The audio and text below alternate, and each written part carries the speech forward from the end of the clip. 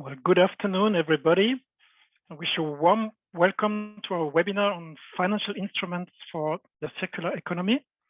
My name is Luc Schmerber, and I'm a thematic expert for the SME competitiveness thematic objective of the Interreg Europe Learning Platform.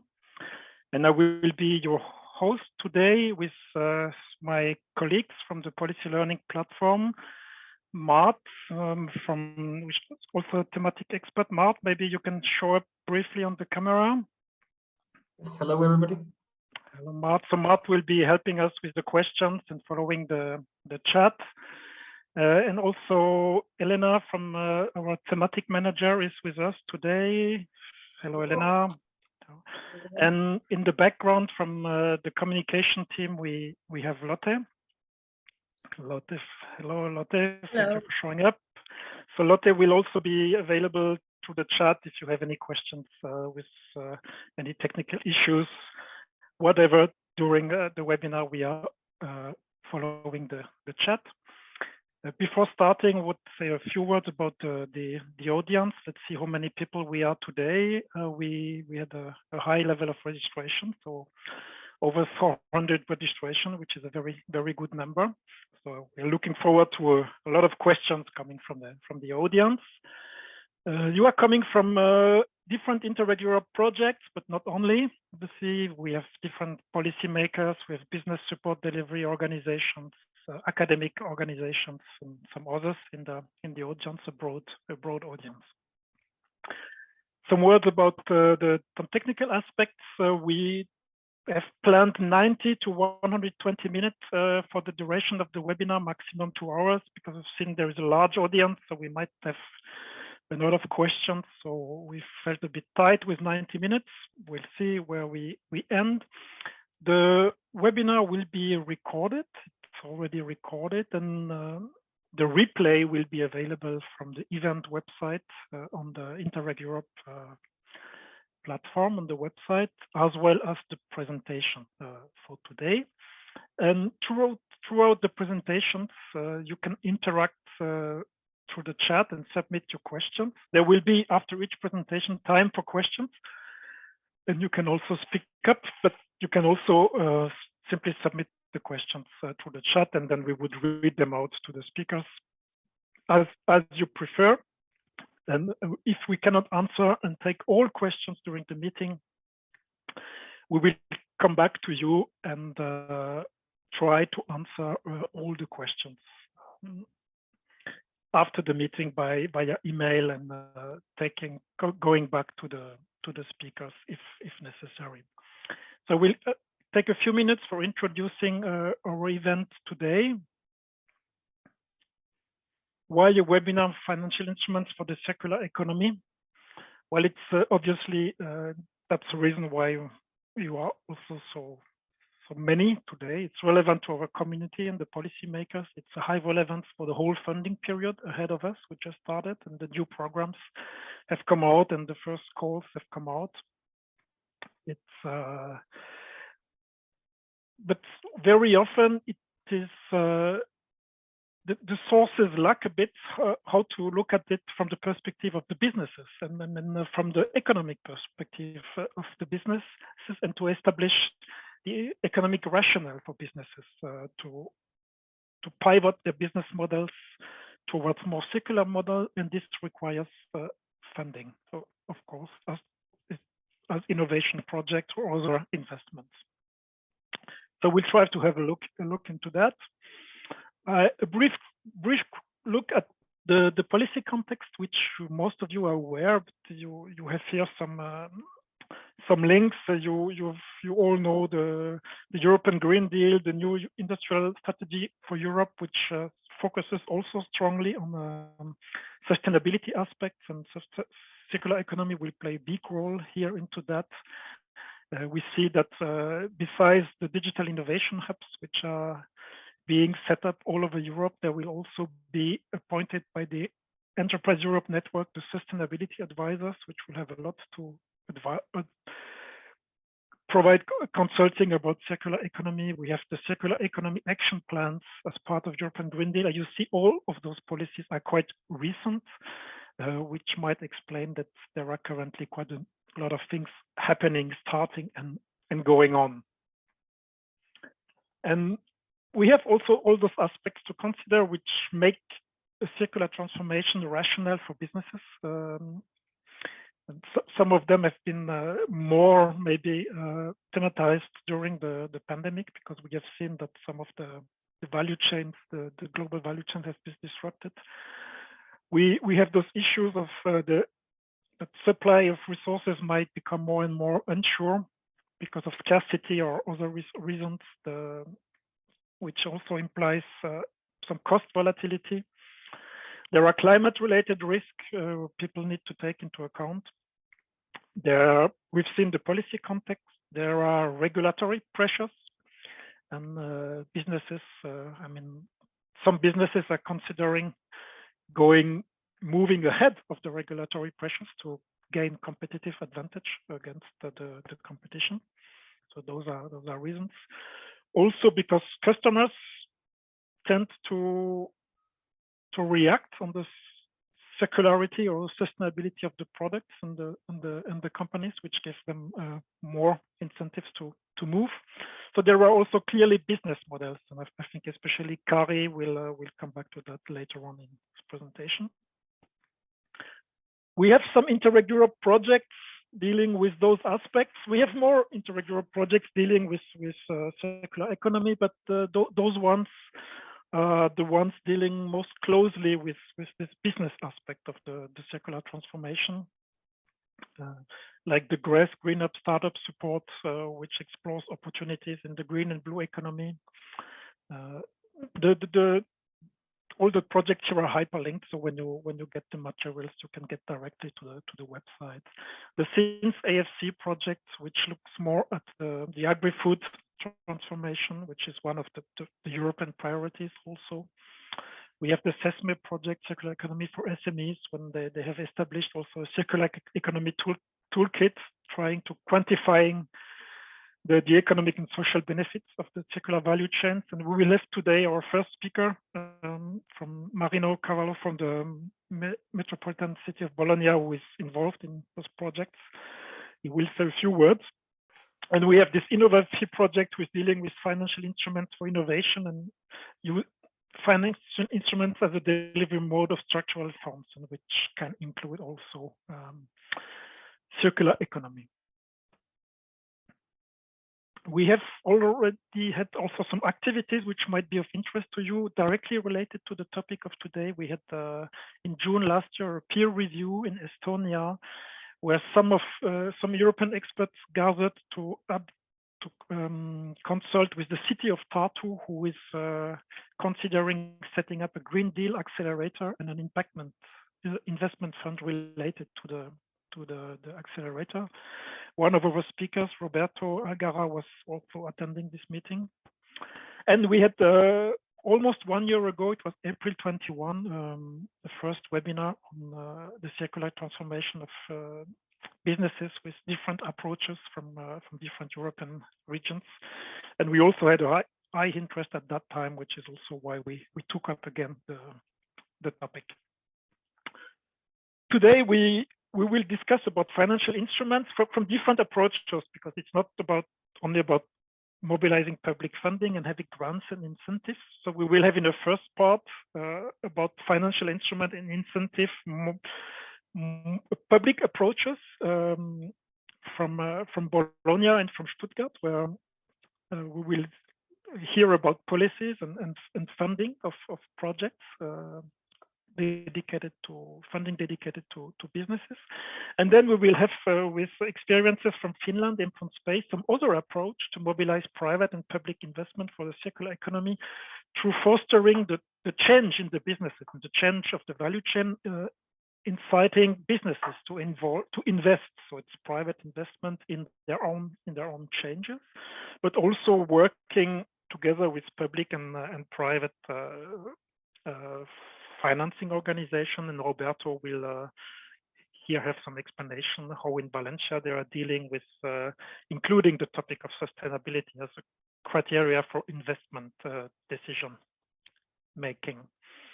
I will show briefly the speakers you will hear, mention them today. We will have, and I would like just ask at this occasion the speakers to briefly turn on their camera so that we can briefly see them. So we have Marino Cavallo from Metropolitan City of Bologna.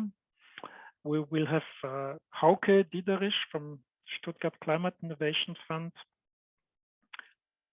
Kari Herlevi from SITRA in Finland, and Roberto Algarra from Valencia, from the Valencian Institute of Business Competitiveness. This is Marino, which you can see. Yes, Marino, you can stay on stage because you will be the first presenter, where the others, including myself, we will go back from the stage. So I will stop sharing my presentation, and Marino, I would just invite you to show up and to start sharing your presentation.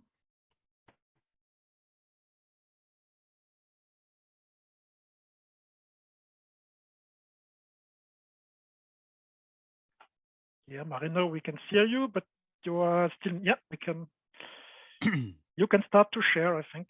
Okay, many thanks. I share my presentation.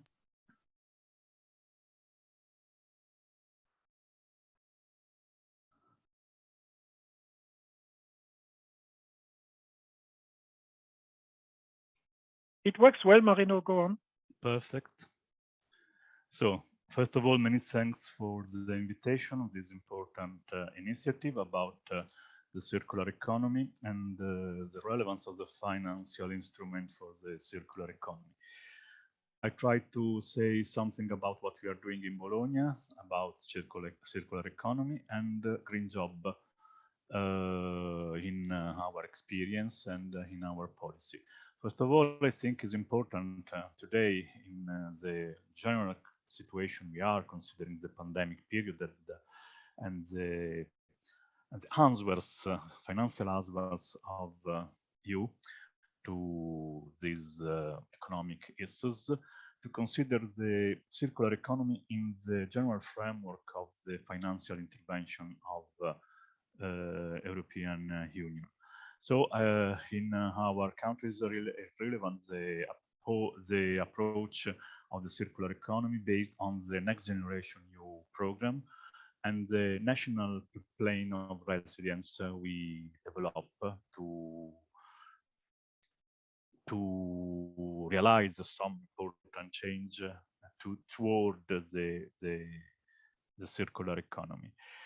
You have to consider that the general plan is over 50 billion of euro, and of one of the most important mission of our general plan is devoted to the Green Deal, to the Green Revolution, the ecological transition, and in this intervention, over 5 billion of euro are allocated to the component 1, sustainable agriculture and circular economy, because this plan represents the starting point for a new view of the economy. And for this reason, Italy decided to invest in this field and to give fund and resources to the businesses and to the institution and to the territory which want to operate in this direction. The areas of intervention of the circular economy are in the National Plan of Resilience. There is an area devoted to this to improve the capacity for efficient and sustainable waste management and the circular economy paradigm. This means to change the waste management system, to achieve modernization of the existing plants, and to define a new system for the reuse of waste. In this framework, there is a reform to conduct us toward the national strategy for the circular economy, because circular economy is the new way to consider the economy of our country and to redefine the industrial process in our economy. In the national strategy for the circular economy developed in the resilience plan, you can find a lot of instruments, of tools specifically devoted to boost the circular economy using the tax incentives and the taxation system, because we are aware of the importance of the tax leverage to boost and to promote the circular economy. So in this integrated and overall plan, you can find initiative to developing tax incentive system to support the use of material from recycling chain, the revising of the taxation system to make recycling more convenient than filling the material and the waste of the enterprise, and also considering the regulatory instrument and the change and the objective to simplify the regulatory instrument, the end-use waste legislation to promote minimum environmental criteria in strategic sectors such as construction, textile, plastic, and so on. This is important because we have to work in a close relationship between the taxation system, the incentive system, and the simplification system, the regulatory instrument. And this is the main objective or one of the strategic mission of the national plan of the circular economy. Of course, there are also action plan developed to this aim, and I think this plan and the relevant investment of money, of resources, really will change the economy of our country. So this is the national context of new national context of the circular economy in Italy. But I think it's really important also consider the work of the last 10 years of Emilia-Romagna region to foster the circular economy and try to change the industrial processes in our region. I remember our region is one of the most important industrial region of the whole Europe, and so it's important the investment and the innovation realized in Emilia-Romagna. In Emilia-Romagna region, we have the first law at national level about circular economy. Region approved this law in 2015, and the objective of this law is the transition from a linear economic model to a circular economy, trying to close the loop of the economy with this new conception of business, of industrial processes, and of reuse of waste. The objectives are ambitious in this law: 25% reduction of the production of urban waste, over 70% of separate collection, over 70% of the cycling of the material, and other strategic objectives: the containment of the use of landfill and regional self-sufficiency for disposal. This law is also the basis for the regional plan for waste management, where the activity devoted to boost the circular economy are founded and valorized.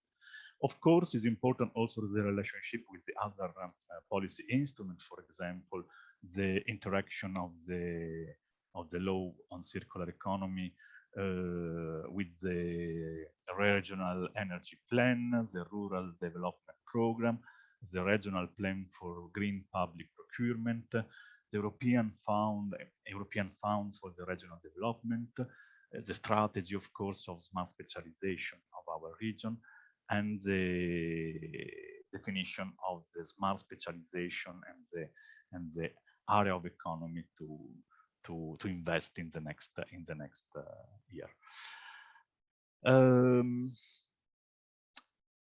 Regional law is not only law, but also a set of technical activity and pilot activity to boost the attitude towards the circular economy. So I would like to underline shortly the byproduct network, a network which of all the company interested to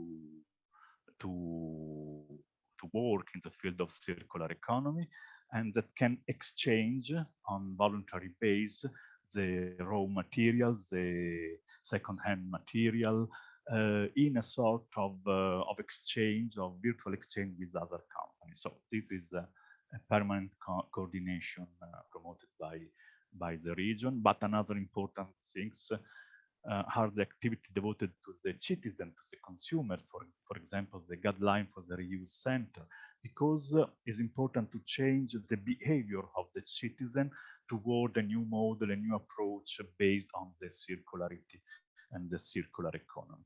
All these activities devoted to enterprise and to citizen bring us towards the reuser network, one of the important activities of our region. But other important activities are related to the campaign against plastic-free air, where we have found to clean up the river and to reduce the plastic waste and to support the transition to new consumption model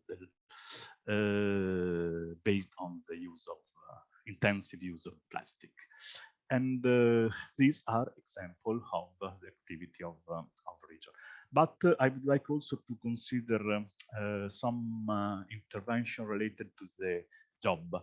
The green job are the job of the future. So one of the important measures of our region is related to the Pact for Labor and Climate, where over 400,000 euros are allocated to support sustainable development and the green job in our region.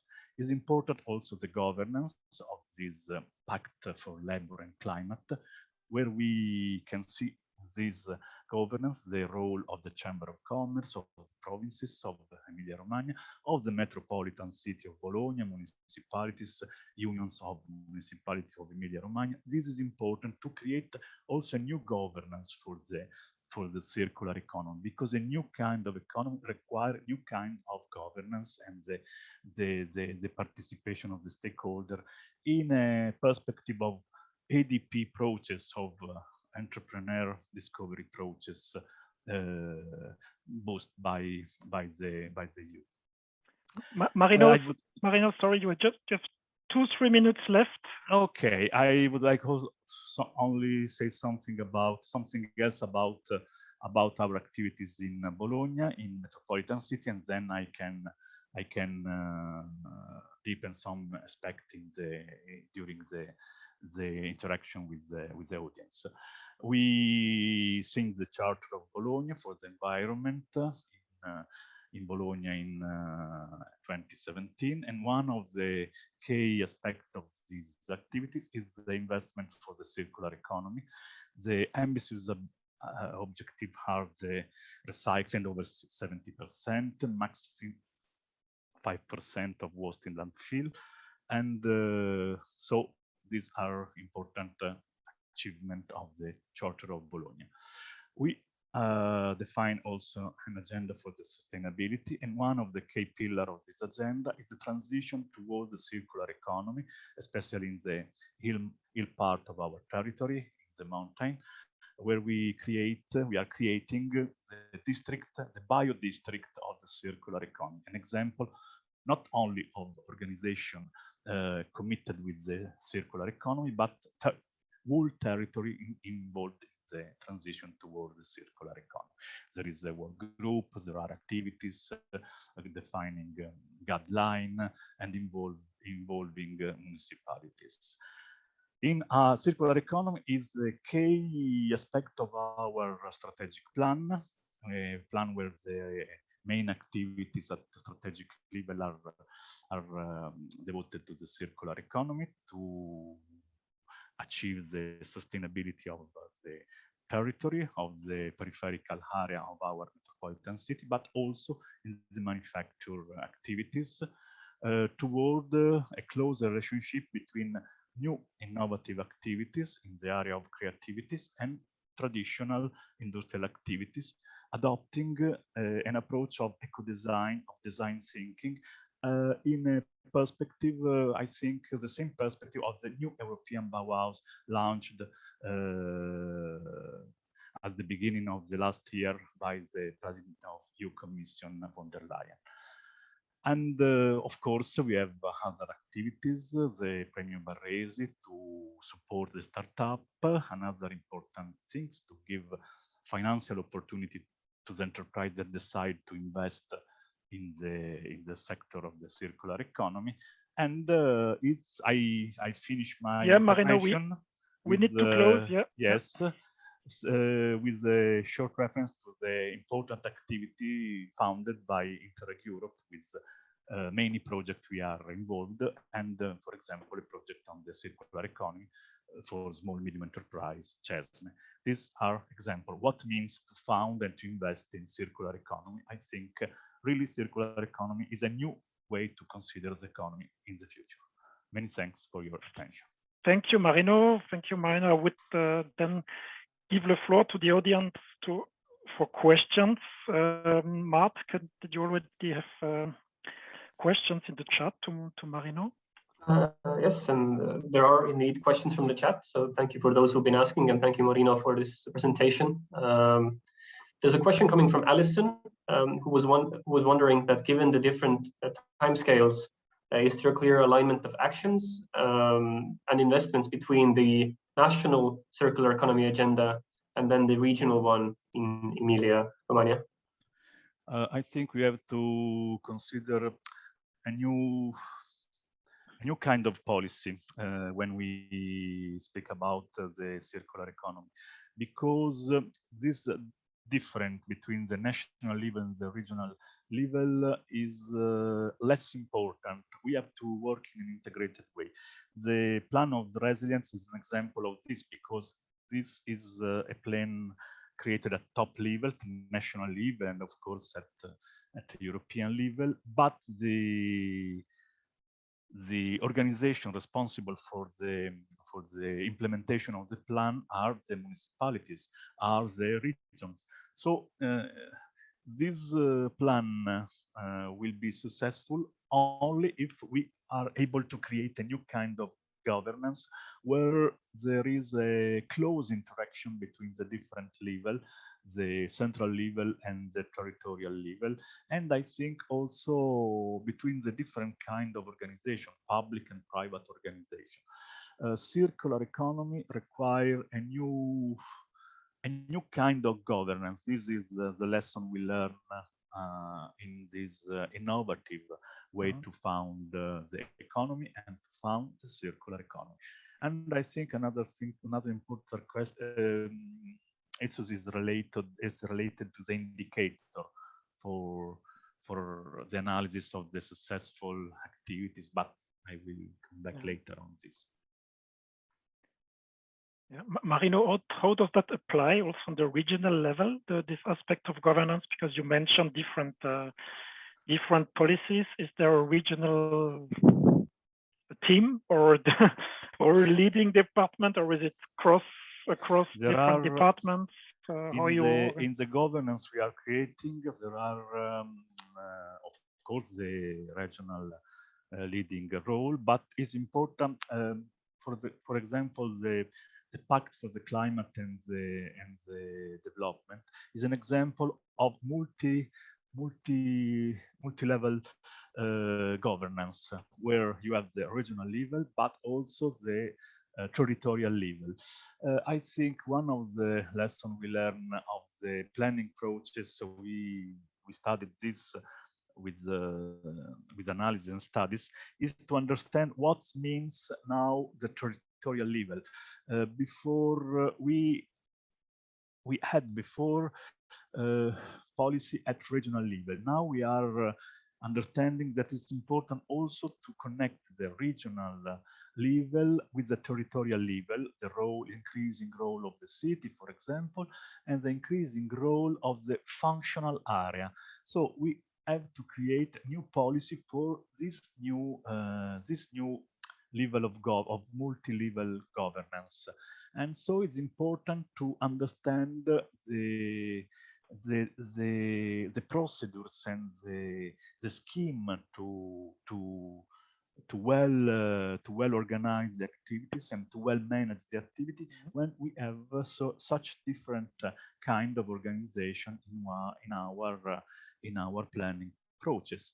With the National Resilience Plan, with the role of the implementation of the municipalities at local level, with the functional area and the reflection of OHD about this new kind of aggregation of public administration, we have the scenario, the landscape of the future planning process. Okay. Thank you, Marino. Mart, do you have other new questions in the chat? Not in the chat, but if we have time, we can. Just maybe one or two, maybe I just take one. Marino, if you're able to answer shortly, I've seen some interest in the chat to the circular economy toolkit from the CESME project. Maybe you can just say one or two words briefly about that. What people might find into that one. Yes, we try to create a really simple decision support system to support especially the small and medium enterprise, because of course the big enterprise have a decision support system with artificial intelligence, with expert system, and they can work without this kind of support. But we will realize that small and medium enterprise need really simple tools to match the environmental processes with the benefit of a different organization towards the circular economy. Because we have to demonstrate, this is the key aspect, we have to demonstrate to the small medium enterprise that to act in a direction of a circular economy this means not to more money, more resources to use to do this, but it means also more competitiveness and more possibility to open a new market. And with this tool, we try to demonstrate this in a really simple and clear way. Thank you, Mike. Just to specify for everybody, we've copied the link and the access to the toolkit in the chat, so it's possible for everybody to download it from the website of the project. Okay. Mart, do you have a last question maybe to Marino also? Well, maybe we can, because we were talking quite a bit about the different policies being implemented, and we're curious about what has been the response from the industry so far. Can you already observe a strong movement that the businesses are taking up these circular business models as well? I think when we talk about the policy devoted to the enterprise, we have to consider the first thing enterprise and observe, analyze, and is at the center of the decisional process of enterprise is the possibility to have market result. For this reason, I think is important the power of the consumer, the possibility of the consumer to orient the offer of the enterprise toward the sustainability, or in this case, toward the circular economy. I think in the future, we have to invest as public administration to the behavior economy. This is a branch of the economy that try to change the attitude, the behavior of the consumer, because this means to change the offer and the sustainability and the priority of the sustainability for the enterprise. Okay, thank you, Marino. We have to stop now this discussion. Mart and I said we would have some additional questions, but maybe at the end of the webinar we can have some minutes to come back to you. Then Marino would just ask you to stop sharing your presentation. Yes, of course. Many thanks for your attention. Thank you, Marino. Please stay with us so we can maybe ask you some questions at the end. And I would invite Hauke now to, Hauke is faster than me. Please, Hauke, the floor is yours. So, thanks, Luc. So my job is to give you an impression of the Stuttgart Climate Innovation Fund, which is obviously not only about circular economy, but climate change on a broader level. So Stuttgart, you may not have heard of Stuttgart. This is Stuttgart. The city's claim is the city between forests and vineyards. And in the valley in the middle, you see the city of Stuttgart. We have 600,000 inhabitants and are very much an industrial capital of Europe, or one of the industrial capitals of Europe. 40% of all jobs are in the industry sector, which is the highest value in any European metropolitan region. And also in the photo, you see all the white in the middle, it's all industry. The GDP is 90,000 euro per capita, which is about 2 times the German average. So it's quite industrial. The city council decided just 2 weeks ago that we will develop a pathway to become a net zero city until 2035. So this is our aim, to become, as a very much industrialized city, become climate neutral. And we will develop that pathway together with the consulting company McKinsey. And yeah, I'm curious what will be the result of that. So just 2 years ago, in the year 2020, the Stuttgart Climate Action Program started. It's a 200 million euro program for climate action in 4 years. So we have, as a city, dedicated 50 million euros each year for climate action. It's we work across the whole city administration. So 15 of 23 offices are involved. It's very much, well, climate change affect everything. So it's a very, very much across the city approach that we work. There are 3 main action areas where we work in. First one is energy efficient buildings, rooftop PV, energy efficient fridges. All that has to do with power and heat buildings. That is also the main part of the program. Then we have some support programs for cargo bites, climate friendly school catering campaigns. That is another part of the program. And a third part, about the same size as the one before, for green and blue infrastructure and other measures for adaptation to climate change. The Climate Innovation Fund combines sort of all those 3 action areas, and wants to support innovative approaches in all 3 action areas. So what is this about? It started quite some years ago when our then mayor visited the Science Night in Stuttgart and was surprised that there are so many institutes of higher education in Stuttgart. He wasn't aware of it, and he wanted to showcase the innovation that is made in Stuttgart. He wanted to showcase in Stuttgart. When I joined the city 2 years ago, or 1.5 years ago, we broadened the approach a bit and included the private sector and NGOs. So our idea is to support innovations, new ideas, creative approaches of private sector, of universities and other institutions of higher education, of NGOs, for implementation in Stuttgart. For this, we originally had 10 million euro. We sort of earned another 3 million euro through a cooperation with an NGO. And we can give out grants that range from 25,000 euros. It's only for local applicants from Stuttgart, implemented in Stuttgart, up to 1 million euro and that would be open for any European applicant. But again, the project has to be implemented in Stuttgart. That's the only thing. The program is open for a quite broad range of climate innovations.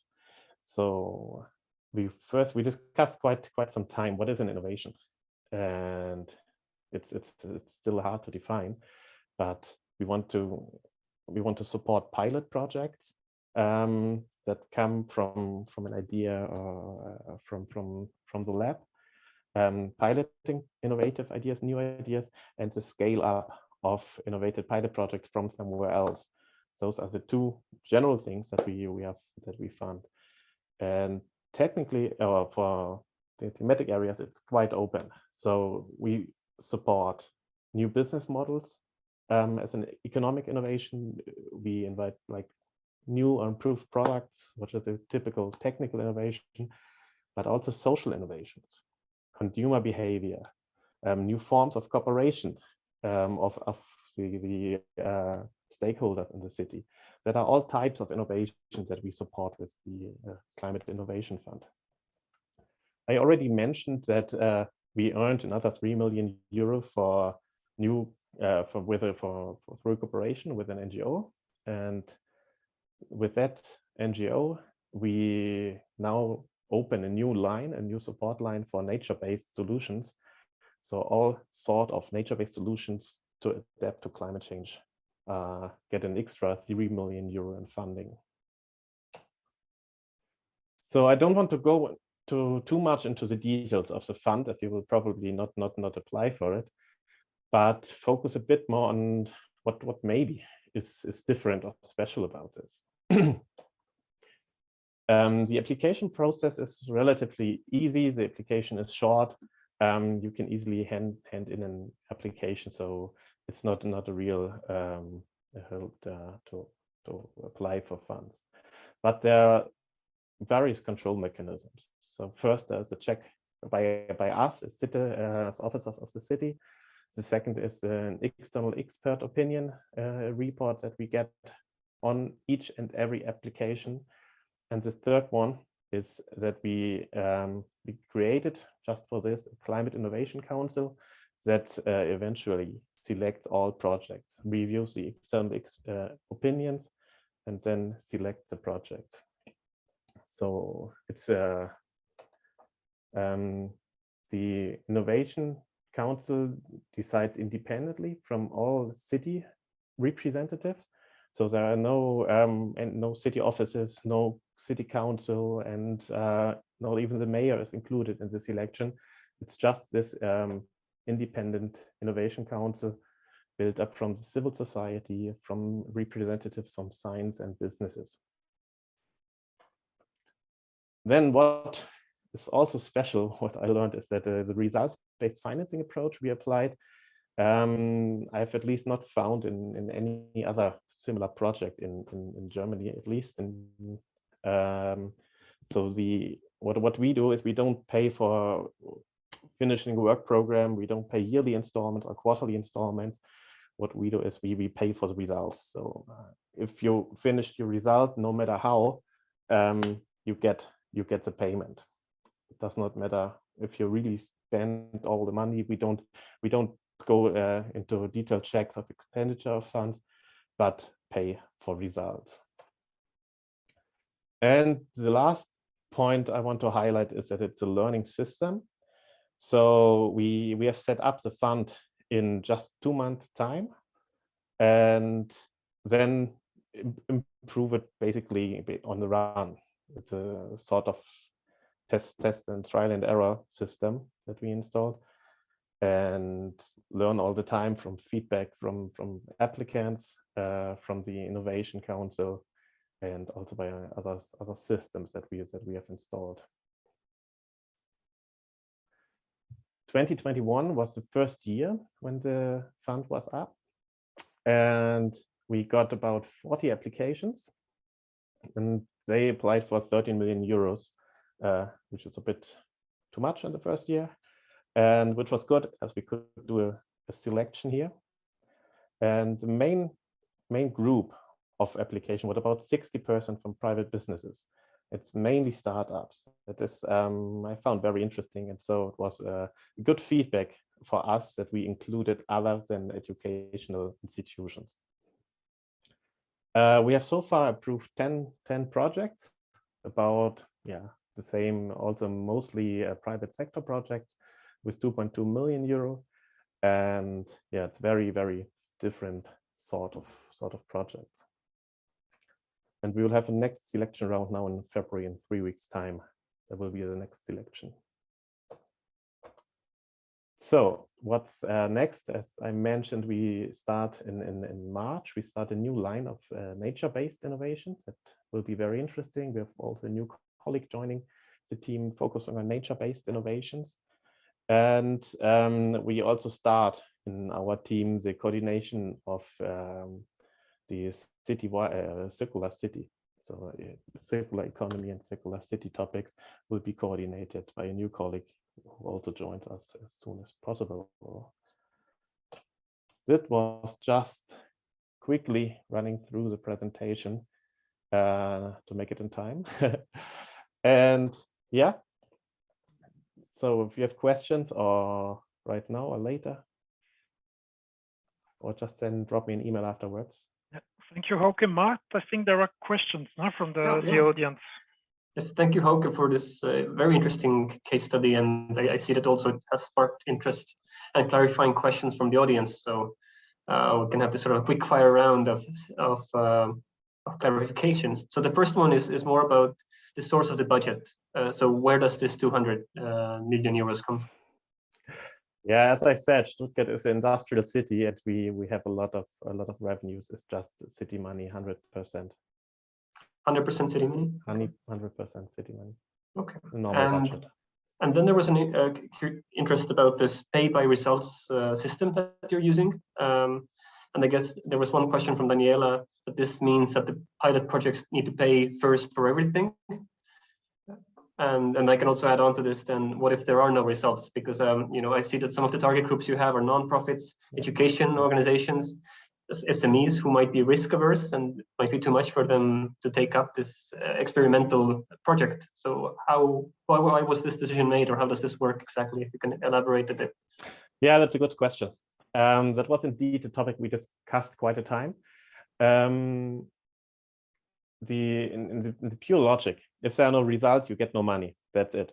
It's quite a high risk, especially for nonprofits, and they usually can't take it. So we decided that we also accept milestones as results. So if there's like a significant milestone on the way to reach the final result, that can also be good for payment.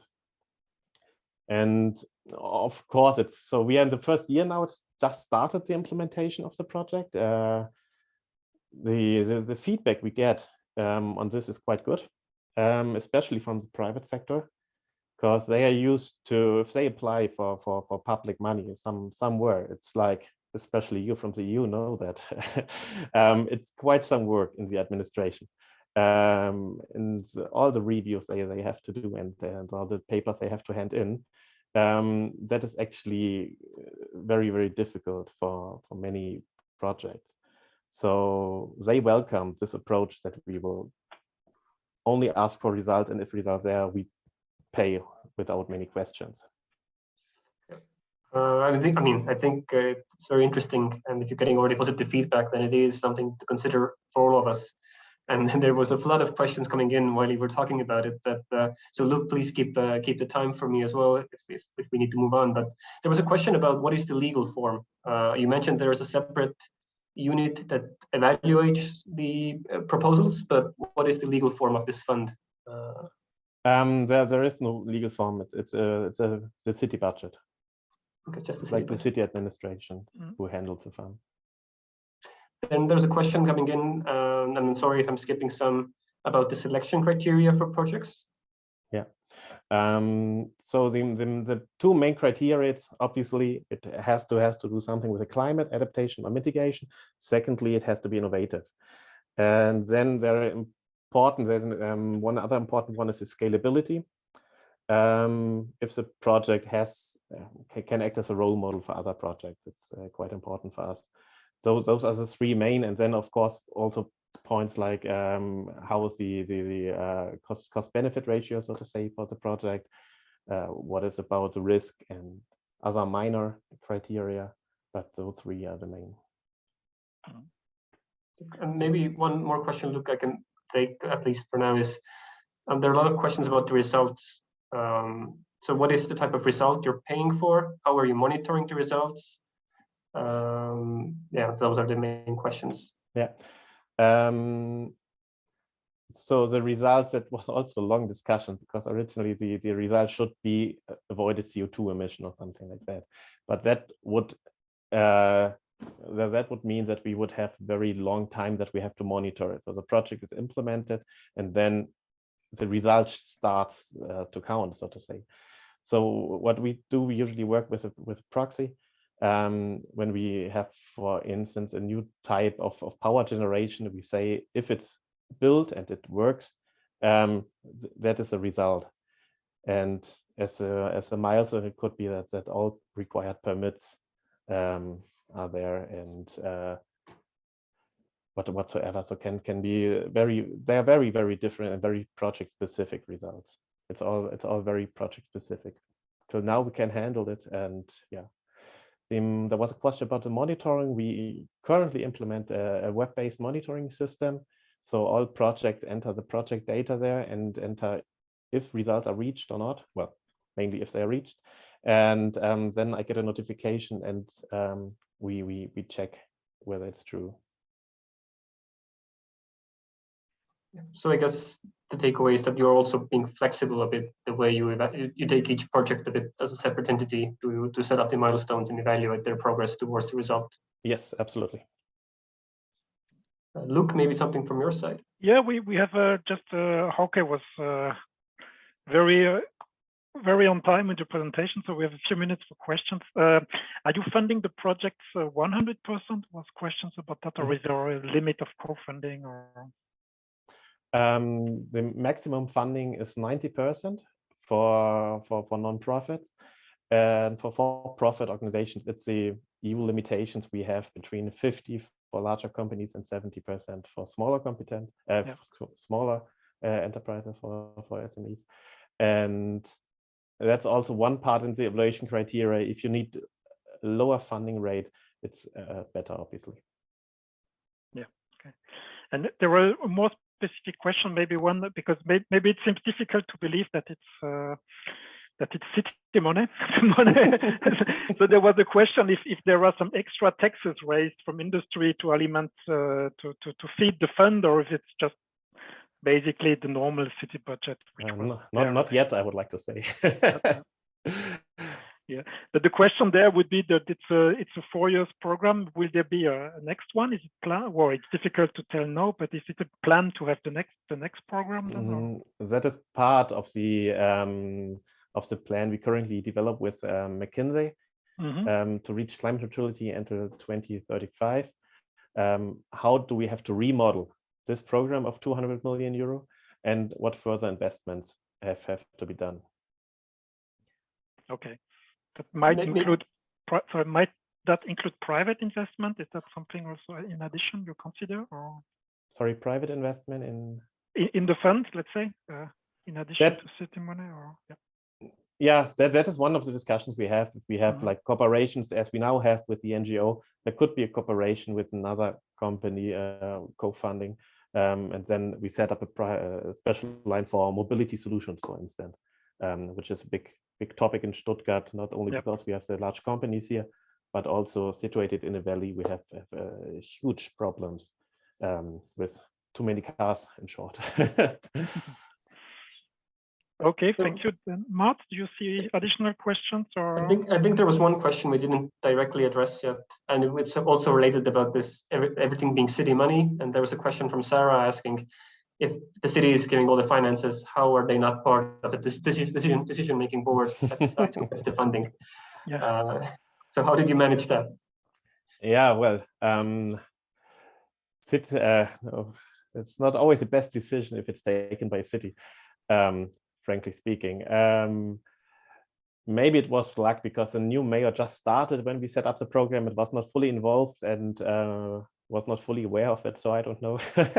But yeah, in the end, it was agreed that they should not be made by the city, but by people who really know about the topic. Let me say that as a city officer. And if there are further questions and we don't have time, just drop me an email. Happy to hear from you. Yeah, we thank you, Hauke. So we will close here for today, but we follow the questions, and so we'll come back to you if we have open questions, so that we can come back to the audience with the answer. Normally, we also have the contact details of the participants. Thank you for that. Thank you all.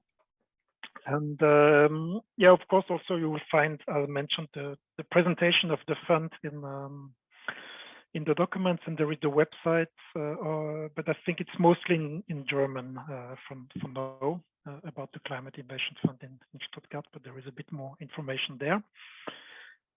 So now we move, we keep moving north from Italy, Bologna to Stuttgart. We move north to Finland, where Kari will present the activities of SITRA for circular economy, of some of the activities. And I mentioned at the beginning, we are changing now. We are not going directly into financing, but more into indirect financing and skilling and working on the business models to reallocate funds within the business towards circular models. So Kari, you can share your screen. Thank you. It works fine. Very good. And greetings from very snowy Helsinki. It's great to be here, an interesting presentation so far. I also learned a lot, which is of course great and part of why it's good to be present in these kind of events. But yes, indeed, what Luc mentioned, a little bit about Finnish cases in circular economy. SITRA is most likely not known to you so far, but I would say in the spirit of talking about financing, I think SITRA is an innovation itself. We were established 1967.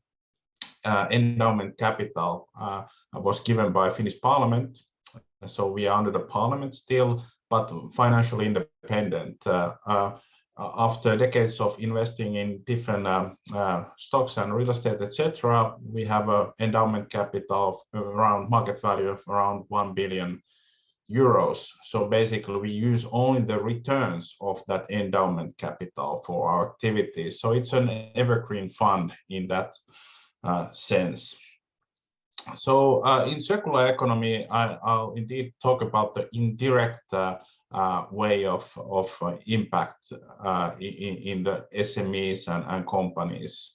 And SITRA, in fact, was a venture capital arm of Finland in 1990s, but we were managed to spun out a lot of funds from SITRA, so the mission was accomplished in that sense. And in fact, nowadays, Finland receives quite a good number of funding for innovation companies. But SITRA moved ahead and formed this kind of future house of Finland concept and really making sure that Finland is top of the most important trends and activities. And I came to establish the circular economy area back in 2015, and we have worked with industries a lot. So not investing in individual companies, but rather working with federations, etc., to boost the innovativeness part of Finnish society. Of course, our work spans to many other activities for making the first national roadmap in the international level for Finland back in 2016, and of course we work with municipalities as well. But I'm talking about the business side today and our work in that area. And like also Marino mentioned, this is not only about the companies, it's also the demand. So there's also work to be done in the citizen level engagement, kind of nudging of citizens, and that's part of our work as well. In the circular economy, we see in Finland a quite positive outlook. There's a lot of companies at the moment working with these topics. The Business Finland, which is the government R&D arm, is investing a lot in circular economy companies at the moment. And it is obvious that also the kind of old sustainability aspects are not enough. It is really about core business model innovations, R&D in the space. And certainly some of the companies are putting much stricter goals than the regulation at the moment.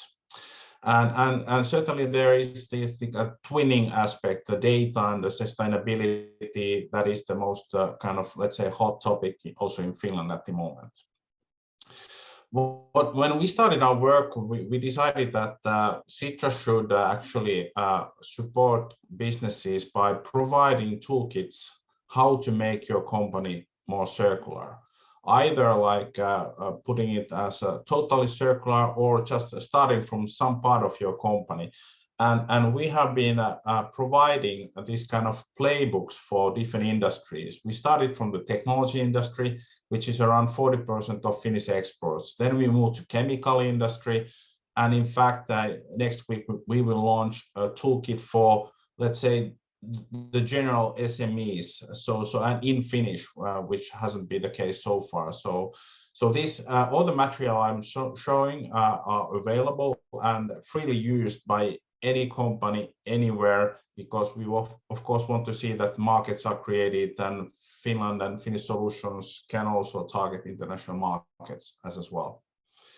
So as this is like a quite short intervention, I'm not going to go in detail what the playbook really is about, but it is quite extensive material from like the mega trends to what kind of skills do you need, and certainly how to kind of assess your company and what kind of tools are needed to make the business reality. There are, of course, some barriers to entry, what we have seen, and one of them is certainly the skills. We know that in Finland, for example, there's a high demand for people who have good skills in climate, nature, and a circular economy. But at the same time, it's very difficult for companies to understand exactly what is needed as the markets are evolving so rapidly. So one of the key things you really put on effort, who to recruit and how to train people who are already within the company.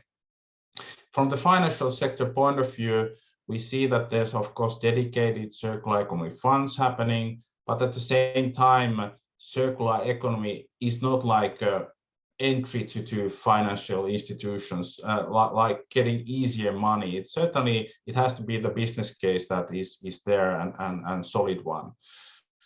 Supply chains are very complex, and it's very hard to kind of follow at the moment the kind of after sale and track the materials, etc. And that's why the data is important, and that's why there's a lot of innovation in that field.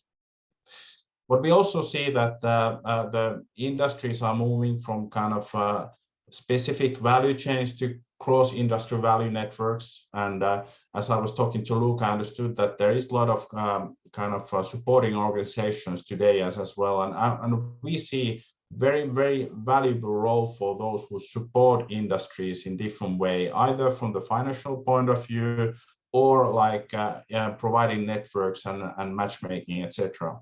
So it is actually quite exciting, but in the Finnish case also, there aren't that many companies that are really innovating in their kind of innovation partnership models. It's more about innovating within the company or with the customer, but the third wave is still to come.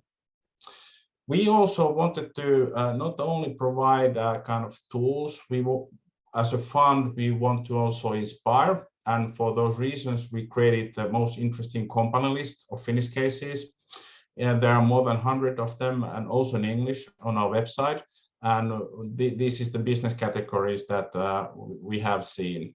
And of course, there is very interesting companies in all of these, but more or less, of course, the recycling has been quite numerous in many ways. And I usually I need to, of course, also show some case example, and this time from the recycling, even though that we are promoting more the upstream activities and the kind of different sharing models, etc. But even in the waste recycling sector, there are quite interesting companies that are recycling plastic, and in this case, Durat also buys back those furnitures that they are making. So try to close the loop totally.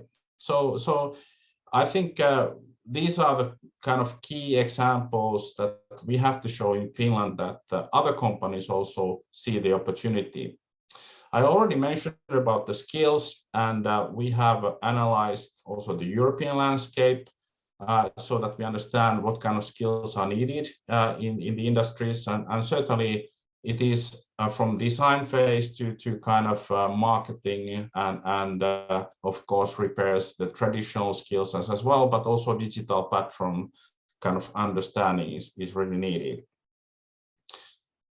So that's maybe the company side, but there is the other angle that I started with, that how to make sure that there's demand, and for those reasons we have a quite extensive work with citizen nudging, so to speak, and we have, for example, created lifestyle test for Finland, and whether you are threat or opportunity for the environment, and it's done more than 1 million times in Finland of population of 5.5, and it's going kind of viral also in other countries as well. So it is one tool, but recently we have also made motivation profiles so that we understand what are the kind of buying factors of citizens, and how they live their lives, so to speak, and then of course also serve with smart everyday choices for citizens, and that's also important part, that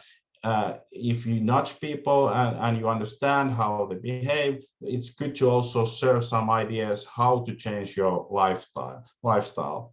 If you are interested in more about this kind of work, there is the motivational profiles, for example, online as well, and you can go in very detail how to kind of go to that specific segment and raise interest of citizens. It isn't always, and in many cases, about environment. There are so many other factors in play that it's good to understand this interplay as well. But I think I have used my time at the moment, and it's good to continue with questions. Thank you very much. Thank you, Kari. Yes, we have time for questions. Mart, I would give you the word. Yep. So while we still get questions from the audience, I was just curious about the end of your presentation, the citizens nudging that you talked about.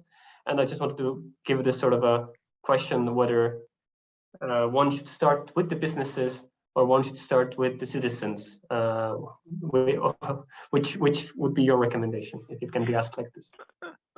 That's a good question. In fact, we started from both ends because there isn't like too much time to lose from the sustainability point of view. If you think about the ambitious goals in Europe or in Finland as well, for example, in Finland there is the target to cap the use of natural resources by 2035 in parallel with the climate targets, and these things really mean that you have to go from the waste discussion to prevent waste from the first place to happening, and really boost the markets as well.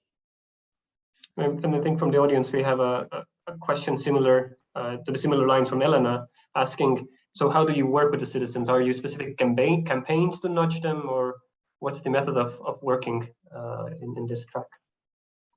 Well, it's more about presenting, for example, the motivational profiles. For example, next week we have a webinar where we present motivational profiles and the playbook for Finnish industries and companies, and then there is, of course, as a fund, we have opportunity also to kind of engage with pilots, etc.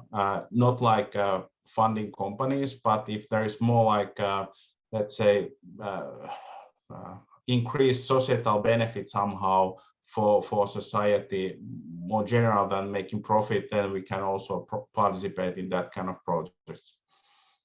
Yeah, and you also already talked in your presentation about, I guess, using cases also for other companies. You take already a nice case to convince or motivate other companies to follow a similar path. There's a question also from Angelica coming about, are these examples of these inspirational companies available somewhere online, on your website or somewhere else? That's right. They are available, and there is like different editions there. The last one presented in last August has also the kind of entrepreneurial stories, because what we've learned so far is the best is that the entrepreneurs themselves present what they have done, and I think many companies listen to other companies rather than general presentation of what company is doing. So stories are important. And one more question also is, how do you identify these reference companies? I guess, how do you choose these successful case studies? That's a good question. In the earlier years, it was our internal decision based on our own market understanding. But as the segment has grown so much, it's almost impossible to keep track of who is who in the field. So we have like you can apply, and then there is like we have also dedicated let's say judges who kind of evaluate those cases, but it's not like ongoing. So it's kind of based on our own decision when to update the list. Thank you. Maybe Luc, word to you. I want to ask about the measured or perceived impact of your working with those federations of value chains. You mentioned this. Can you already see a movement, a change in those federations, that there are more is happening for in the direction you are promoting? Absolutely, and I think those federations are very important in a sense that they represent quite large company groups, and it is their responsibility, of course, to keep track what's going on and kind of support their own organizations and member companies. And just recently, for example, the technology industries, they have made their own roadmap for circular economy.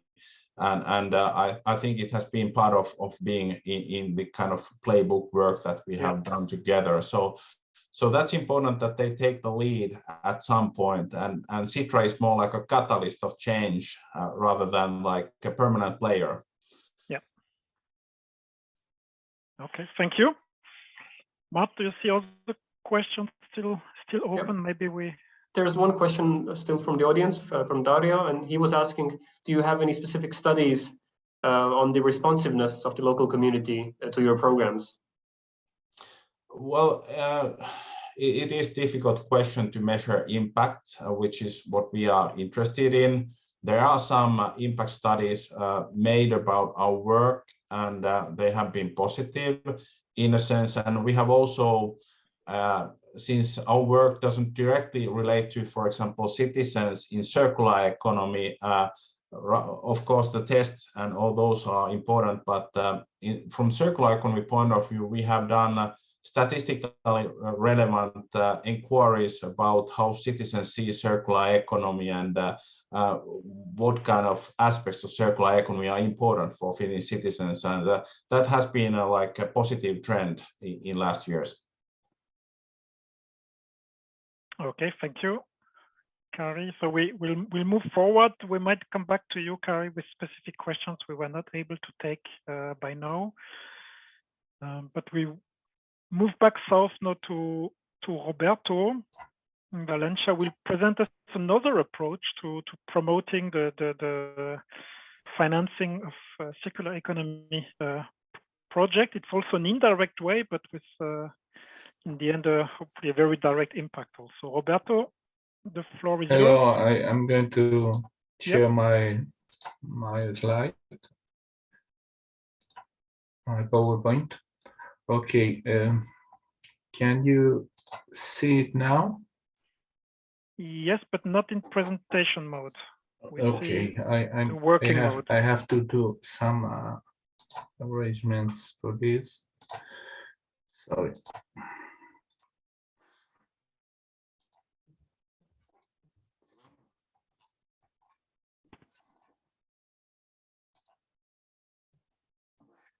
It okay? Not yet. We see still the working mode.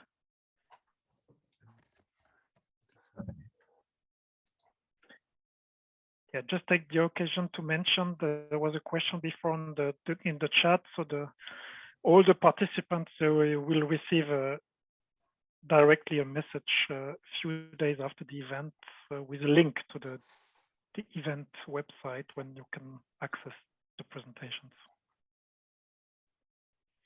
Did you try some? You can see it now? It's always the same, Roberto. I can see the working mode. Okay. Do you want us to share the presentation or? No, it's better if I do it myself.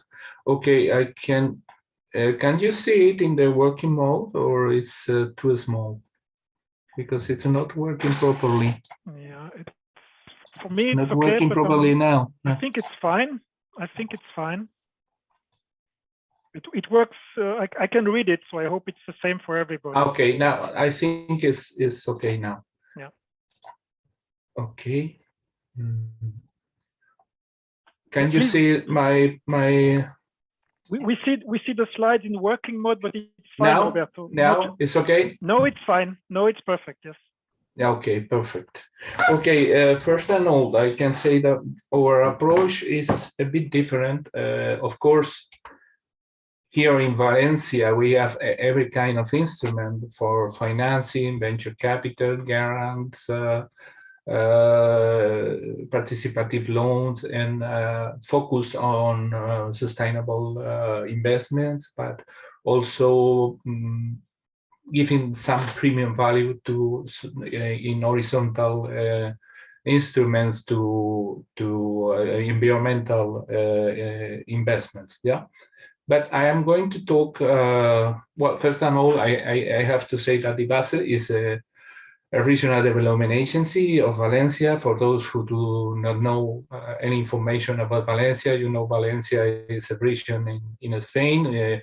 We are more or less 10% of population, 10% of GDP, and 5% of the territory. For having an idea, we are quite an industrial and also touristic zone in Spain. And our industrial is really very focused in different industrial sectors. Each of those sectors have a cluster and a technological institute. For this is important what I'm going to say after. Okay. A brief consideration of why we are working in the way we are doing here in the community of Valencia. A reflection. I think there are three main questions in finance. One word. The first word is risk. Second is rate, and third is return. And it is especially important when you are talking about creating new markets and new types of investment and trying to create the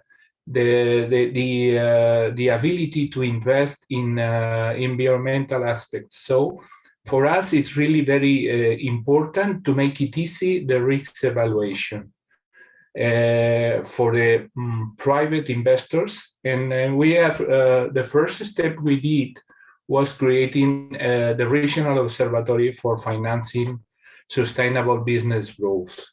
And you asked me, what is this observatory? Well, we sit at the same table, the offer and the demand, public and public offer of financial instruments, and the demand mainly represented by the clusters of the different sectors at the community of Valencia. And why we did this? Because, of course, the gaps between the unmet demand and the financial supply are still there. and they have to speak the same language, and they have to create really useful financial instruments, and not the one they want to create, but the one the companies need, and they have to sit at the same table and talk. And of course, we have to make it easy to evaluate the risk when you have to do an investment, because this is the key question. You can create instruments, financial instruments, but the real problem is how a financial analyst can evaluate the aspects who are really responsible for the success. And these aspects are not financial, pure financial. This is those aspects are related to sustainability, are related to digitalization, to management of talent at the company, to markets, new business models, and they are not really expert on those aspects. So we created a model to make it easy to evaluate all those kind of questions from the perspective of sustainability and environmental aspects. Okay, and this process must be, of course, being efficient and with measurable results. In this case, we created in 2019 the observatory as a meeting point for all actors of the regional business and financing ecosystem. We, inside this observatory, we created different specific supergroups dealing with, for instance, scaling projects, sustainable financial, social innovation, and another new innovation on finance. And the idea is that this observatory will coordinate supply and demand, increase efficiency and allocation of public-private resources for financing the company. And inside the observatory, once we started to work, we decided that the main importance is trying to re-educate the companies on strategic planning based on sustainable aspects, and this new culture can be done or must be done in cooperation with the cluster and the Technological Institute and the Regional Development Agency. I'm going to go a bit deeper on the mechanism in order you can understand how it works. Okay, MASTI is a business support mechanism that implies a development of business support actions and tools in short and medium terms, improving strategic planning at the company level under a co-creation model between companies and the main actors in the ecosystems at the sectorial level: cluster, Technological Institute, and Regional Development Agency. What I mean is that we have created a complex model and tools in order to force the companies in the sectorial, always at the sectorial level, to cooperate with the cluster and the Technological Institute and start and get trained to create their own strategic planning. At the end, this strategic plan, will have a financial financing plan, and MASDE also contemplates or helps to get funding for those financial plans of the companies.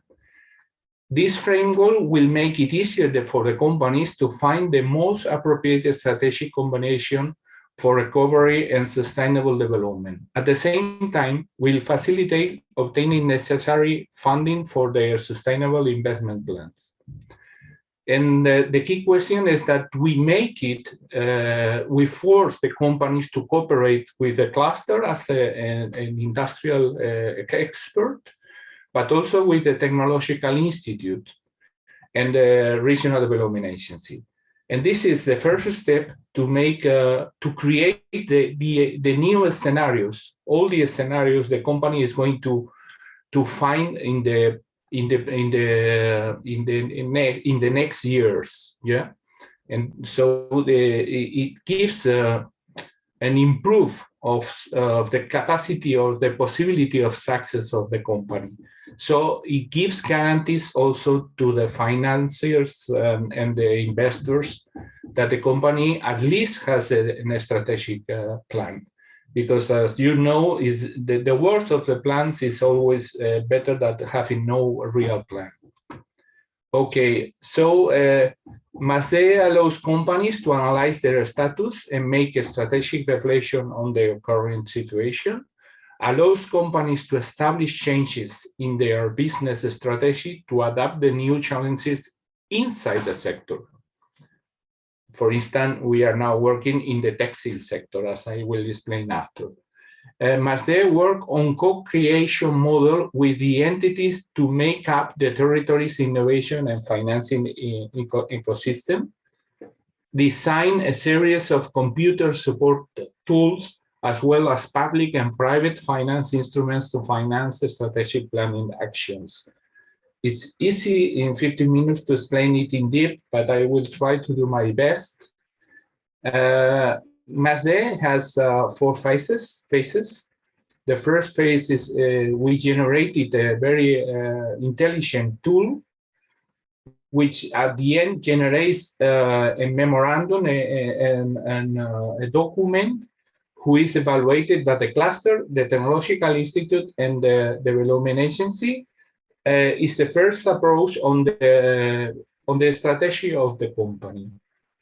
And it generates a document which is really very interesting, and it has been tested with venture capitalists and main banks in Spain, because they say that they have not the capacity to evaluate the real strategic variables who make some certainty of the capacity of success of the company. So it's very important for the investors to have this document, because it's a document about the strategy of the company, but it's evaluated by the sectorial actors.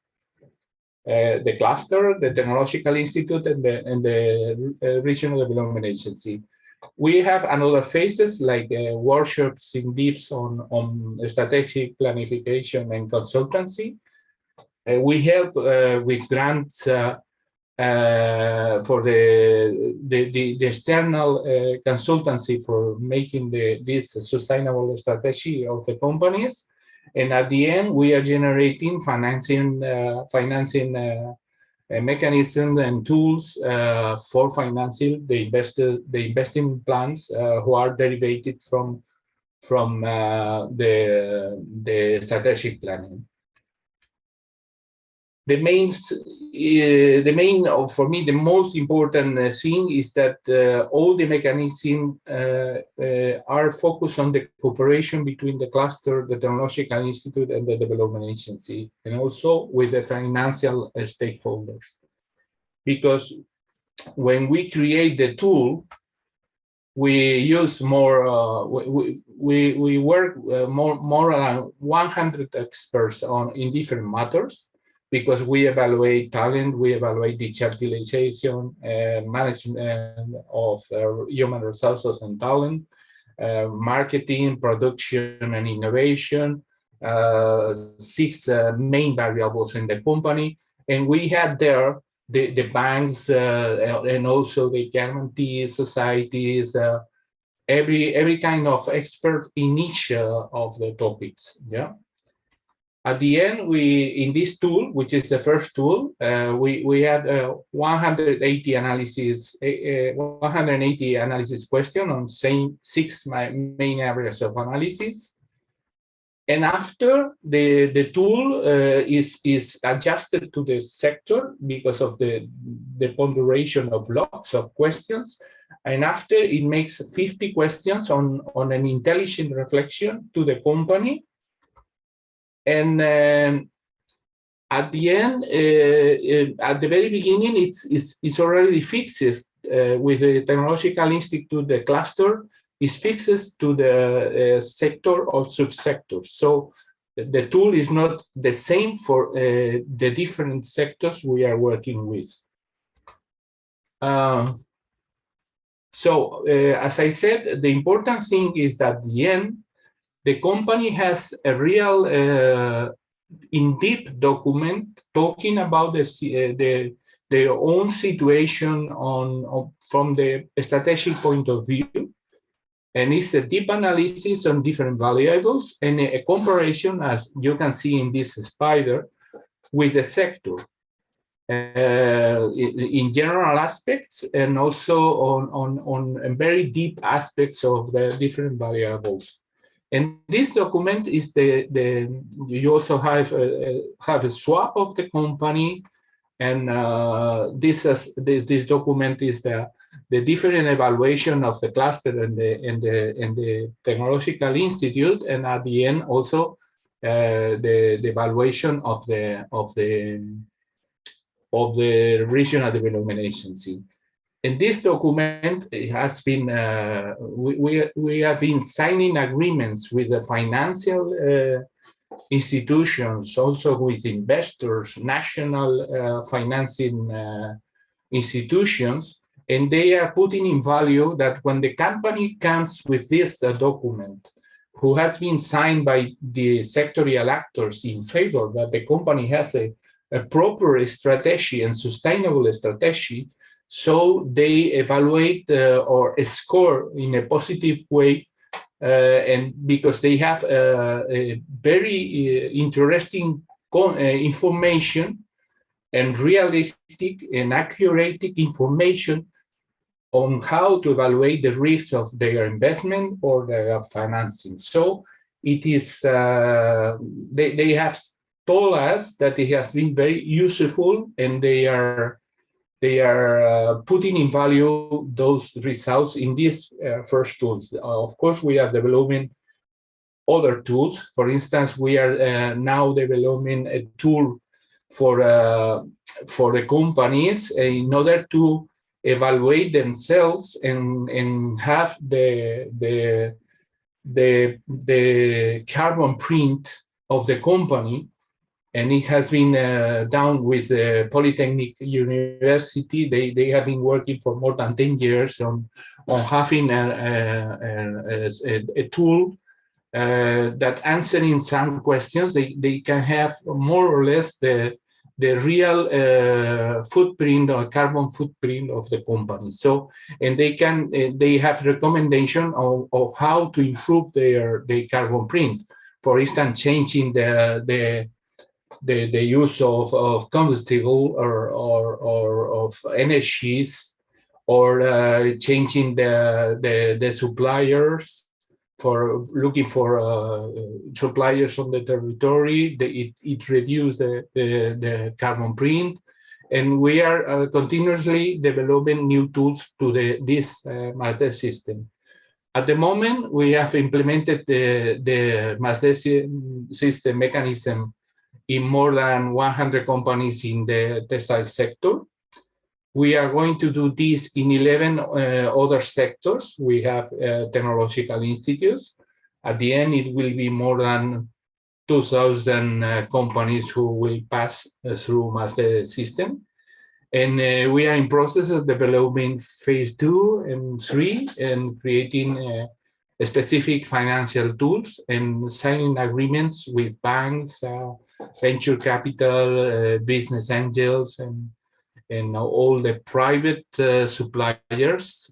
And also these documents that we generate with MASDE are used on the administration as a proof that when we are going to give a grant to a company, if it has the MASDE document, the certification, is a guarantee for the technician who is evaluating the grant from the public administration, and it gives more scoring to the company to obtain this grant.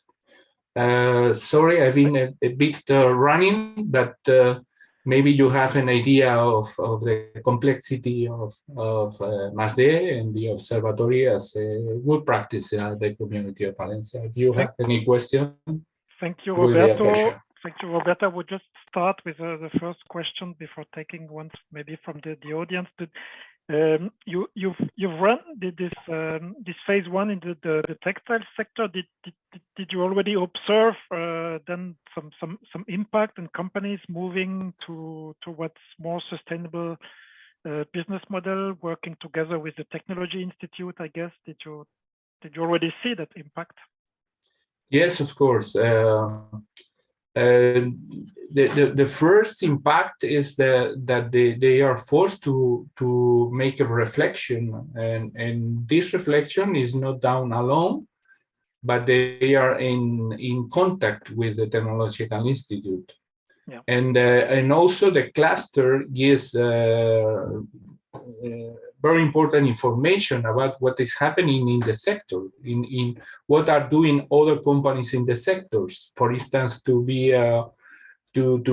generate less waste in the production process. And the Technological Institute, for instance, in the Textile Technological Institute in the community of Valencia, which is called ITEX, is a reference at the worldwide in technological aspects and sustainability technologies, and they share with the companies who are doing MASDE, because at the same time the company is answering the questionnaire, they are being trained by the Technological Institute and the cluster, and So I think you explained it's not a questionnaire they answer by themselves. It's working together with the consultants. No? As a consultant. Maybe a quick technical question in the question. To which extent are the companies obliged to go to the MASDE tool? Is there some kind of obligation constraints, or is it free, or what are the MASDE is free for the company, but of course they have to spend some time, and time is money, and the questionnaire has to be answered by the top managers of the company, so they have to spend a bit of time answering the question. How long is the process about? How long does it go? Answering the questionnaire, it depends on the deep you want to answer the questions, but I think it takes you 10 hours. It depends. If it is down by if it's a small company and it's down by the general manager, maybe in 5 hours he can answer. But it is a big company, and they have different managers on different, for instance, in human resources, production, innovation. The tool is down, but every section has to be answered by the responsible in the company. So it can take you a few days to answer. But at the same time, you are in answering and in continuous contact with the cluster. Mm-hmm. And the cluster is helping you. And this also helps to reinforce the figure of the cluster as an instrument to increase cooperation and in innovation, in sustainability. And also, when you are answering the technological questions, you are in close contact with the Technological Institute. And I think the main thing is that they cooperate and they exchange knowledge about the state of art on those technologies and good practices about sustainability. Okay. Mart, do you have questions from the audience? I think, Luc, you sort of took both the audience questions already, but maybe I'll ask one for myself, that if other regions want to set up a similar collaborative assessment tool like the MASDE tool is, what would be your main recommendation? How to start this process? Yeah, it is completely open, because most of MASDE tools were financed with Interreg and Interreg Med, and we have used European funding for developing those tools, and of course we are open. In fact, IVASE is General Secretariat of Spanish the Regional Development Agency, and we are putting in common this model of observatory and MASD mechanism, and we are dealing with them how to expand it all around Spain. And we are talking with EURADA to give this knowledge and tools to cooperate in EURADA with as much region as they want to share, because it has been proved that it's very used, because it helps the company to have a strategy, a sustainable strategy, but at the same time they are doing this, they are giving useful information to the funding actors, the banks, the investors. They having very important information to take the decision to invest or to lend money to this company. Because if you have a good strategy, the possibility that you are going to be success increases in a very important rate. Thank you, Roberto. Mart? I just wanted to say it's great that the knowledge already created by making this master tool, it's also relatively open to access, as it was funded by EU funds, and so people can directly learn from your experience and from the tool as well. Maybe one quick question, because you mentioned that you sort of designed the tool for each sector separately, or there are nuances.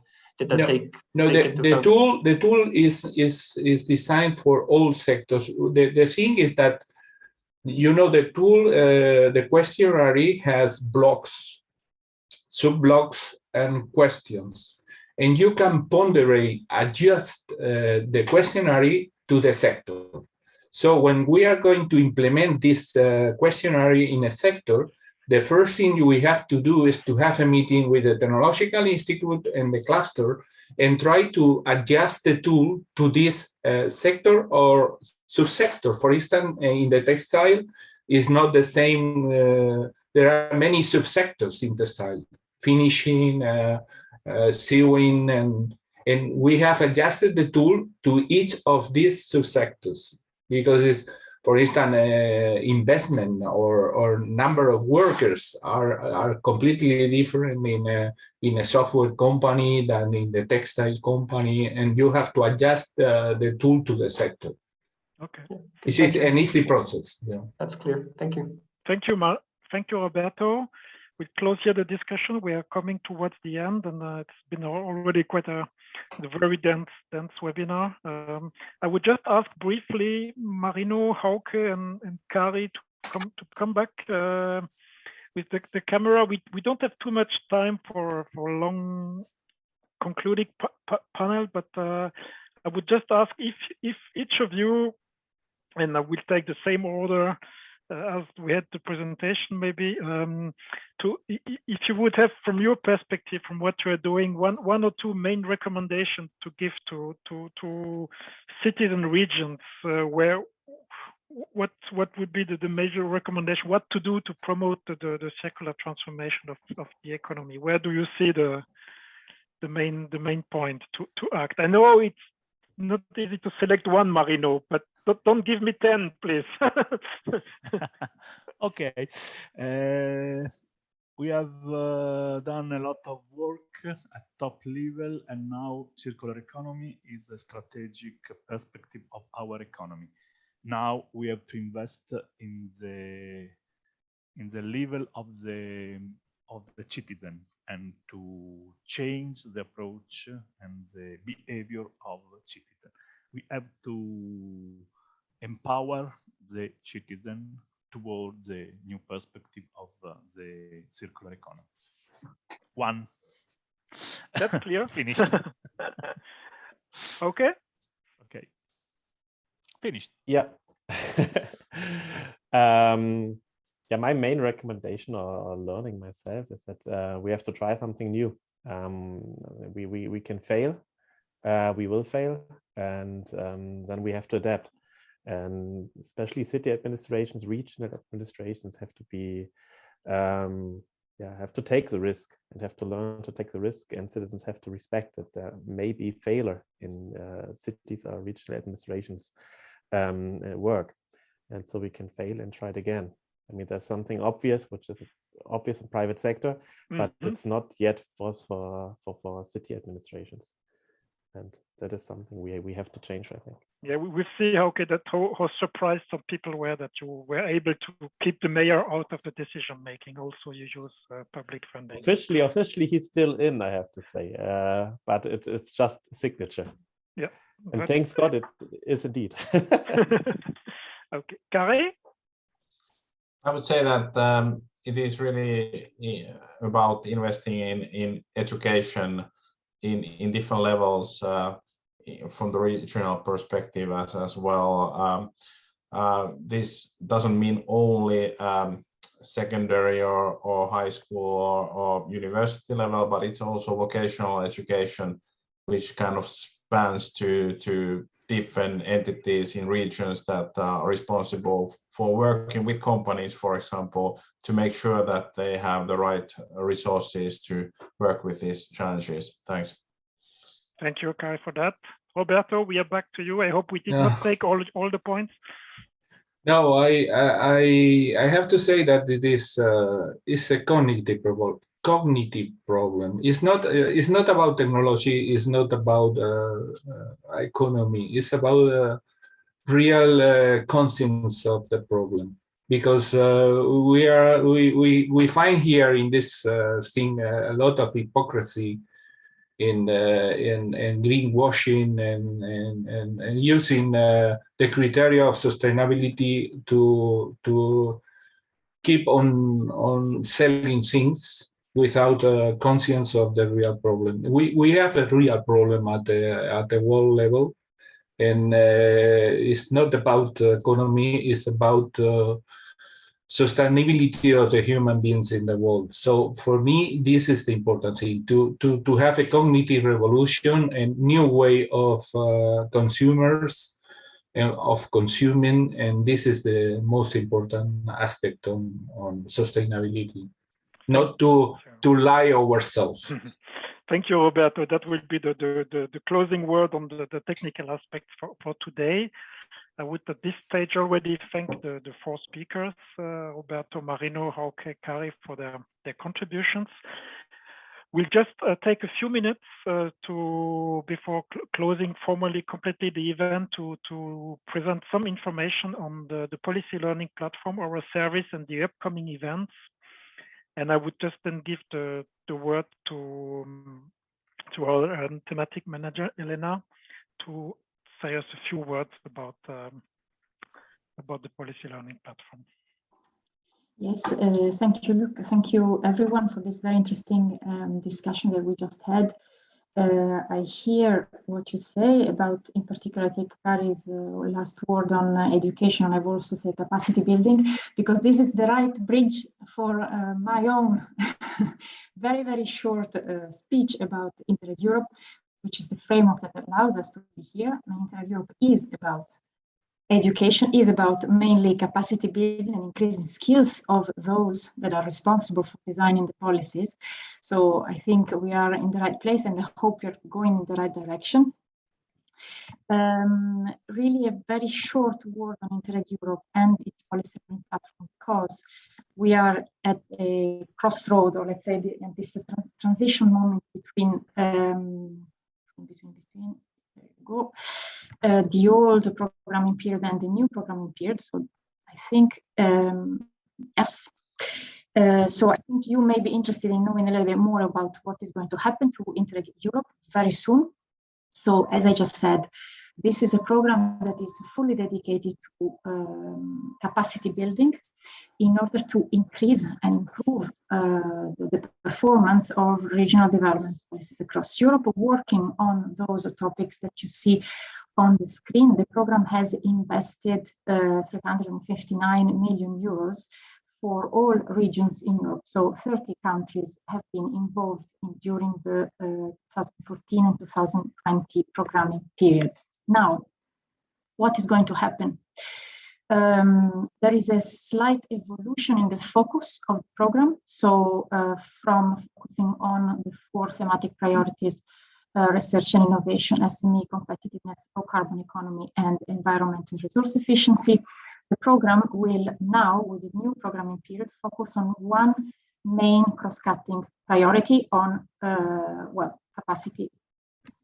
capacity building.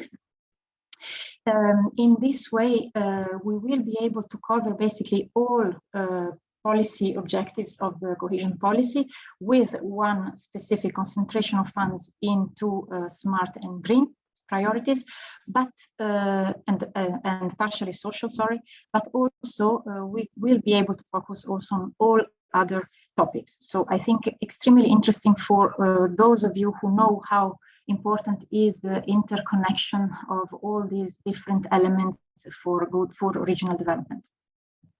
The program is also slightly changing its geographical coverage. Of course, unfortunately, we are losing the UK, but we have a little bit more funding compared to the previous programming period, so we will be able to still do quite some work together. The policy learning platform. So this platform, which is a knowledge management tool that allows all policymakers, regardless of the fact that if they are or not partners in Interreg Europe projects, that allow all of them to exchange, learn from the practices coming from Interreg Europe projects and beyond, and network.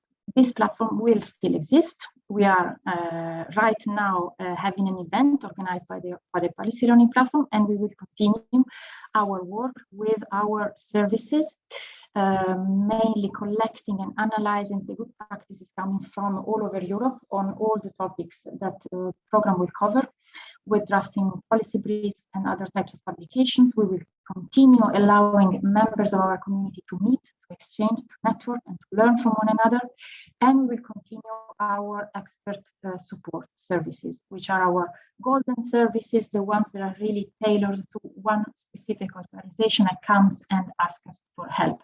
Among the speakers today, we have some experienced peers as well. So some people that have participated, for instance, in peer reviews, which are 2 days event where the policy learning platform gathers a group of experienced peers and discuss very thoroughly, in depth, the policy context of one specific organization and provides recommendation, hands-on advice, concrete suggestions for improving a specific policy.